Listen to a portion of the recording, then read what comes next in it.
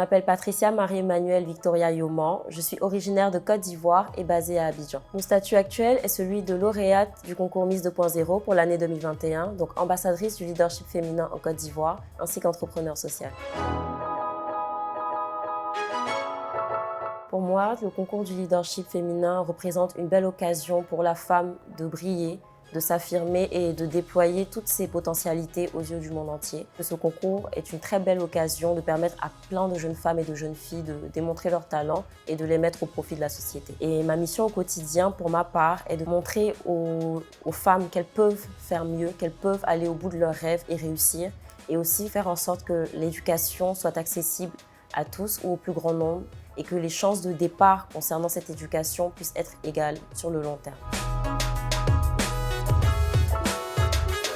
Les moyens mis en œuvre pour atteindre cet objectif sont d'une part la sensibilisation, donc sur le terrain auprès de la cible en question, parler aux acteurs concernés, parler aux personnes concernées. Donc ce serait d'aller les trouver et ensemble de pouvoir collaborer pour trouver des solutions. Plus ils se sentiront impliqués, plus il y aura de progrès.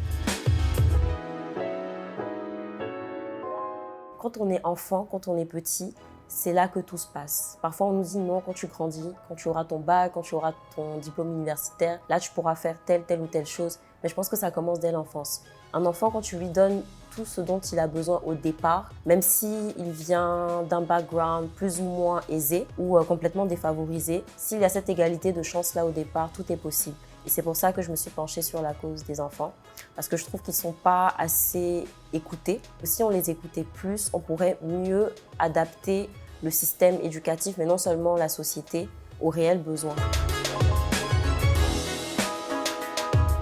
Je suis quelqu'un d'assez audacieuse et déterminée dans ce que je veux.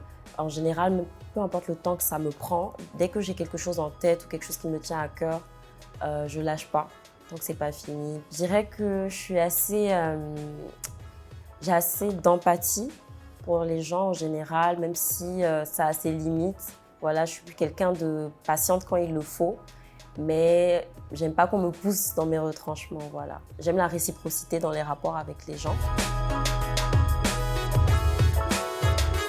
Tout d'abord, j'aimerais recueillir plus d'informations sur le terrain concernant mes cibles, savoir quelles sont leurs préoccupations par rapport au système éducatif actuel, comment est-ce qu'on peut les orienter et les aiguiller en fonction des changements, notamment la fracture numérique, comment est-ce qu'on forme des gens qui pourront œuvrer, développer notre propre style d'éducation et pouvoir mieux les orienter pour ce qu'ils veulent faire après et faire un gros travail au niveau de la santé mentale, donc pouvoir à long terme insérer cette thématique-là à la vie scolaire.